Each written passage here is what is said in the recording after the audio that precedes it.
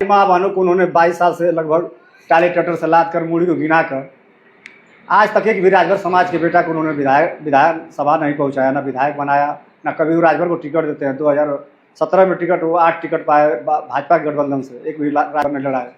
सिर्फ पिता पुत्र तक ही सीमित पार्टी रह गई। 2022 में समाजवादी पार्टी से गठबंधन के 17 टिकट पाए, उसमें भी सारी बेच दिए।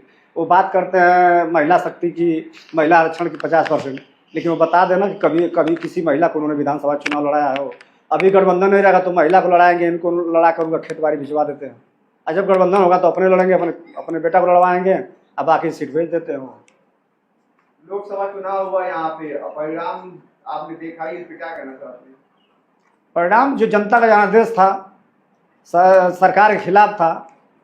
सरकार के खिलाफ महंगाई, भ्रष्टाचार, किसानों पर यूरिया डाई इतनी महंगी कर दी, गैस सिलेंडर इतनी महंगी कर दी, 2 करोड़ नौकरी की बात किए थे, नहीं इन्होंने कुछ किया।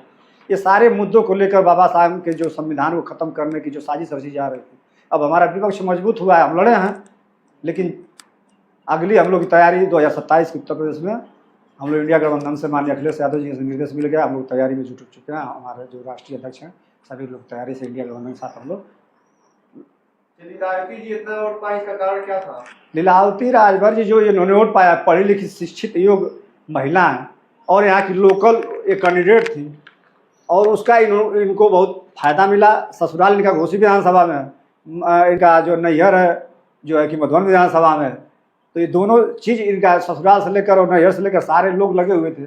इस तरह सारी इनकी हिताई नताई यहीं पे सबसे मिलजुल कर और सर्व समाज का इनको वोट मिला है। आप बूथ उठाकर देख सकते हैं। और जो राजनीतिक पंडित जो बहुत चर्चा कर रहे हैं कि इधर का वोट नहीं, भूल भुलैया वाला वोट है, इस तरह से आज के 21वीं सदी चल रही है, कोई भूल कर वोट नहीं दे सकता है कि नहीं किसी को अपना मतदान में भूल कर देती हूँ। इतना पूरे प्रदेश की टीम को श्री ओम प्रकाश राजभर जी ने उतारा था। एक एक राजभर बस्ती पे 5-5 वोट मांगने वाले थे। बहराइच से लेकर लखीमपुर खीरी से लेकर और मिर्जापुर सोनभद्र तक उनके कार्यकर्ता पूरे प्रदेश के उतरे थे। तो ऐसे कैसे, क्या आज पहली बार हॉकी बॉल थोड़ी लड़ रही चुनाव? इसके पहले भी हॉकी बॉल चुनाव लड़ी थी, क्यों नहीं उस समय भूल कर वोट पा गई? बगल में भी कई जगह पर हॉकी लड़ी थी, क्यों नहीं वहाँ लोग दे दिए भाई छड़ी समझकर? जौनपुर लड़ी थी, आजमगढ़ लड़ी थी, वो हॉकी बॉल 5-7 सीट पर उन्होंने इनके राष्ट्रीय अध्यक्ष ने लड़वाए, काम किए, तो उस पर क्यों नहीं पड़ गया? वहाँ पर हम नहीं समझ पाते हैं क्यों एक घोषिया लोकसभा में एक वही खिसियानी बिल्ली खम्भा नोचने वाली बात श्री ओम प्रकाश राजभर की है। अपनी बेदा को छुपाने के लिए, अपनी जो बोली वजन को छुपाने के लिए इनके आड़ में वो छुप रहे हैं कि भारतीय जनता पार्टी समझ ना पाए। कब तक तुम किसी के आड़ में छुपोगे भैया? एक दिन तुम्हारा बाहर आने ही वाला है। जो उनको सबक जनता ने आकर 1,62,63,000 से हरा कर उनको पहुंचा दिया बनारस। और लीलावती राजभर जी अब फिर भविष्य की तैयारी करेंगे और तैयारी कर रहे हैं। हर जैसे देखिए हमारे एक अपील पर हमारे कार्यक्रम में आ गई।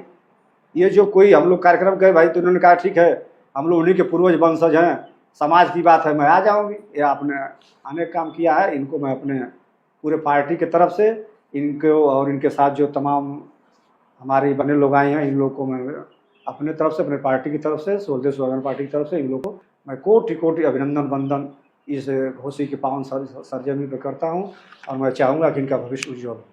तो पिछला 2 चुनाव देखा जाए तो आप लोग समाजवादी पार्टी से गठबंधन में लड़े थे, तो आने वाले समय में क्या आप लोग विलय कर लेंगे या फिर अपनी नहीं, घोषी चुनाव में हमारे प्रत्याशी अरविंद राजभर थे, उनका पर्चा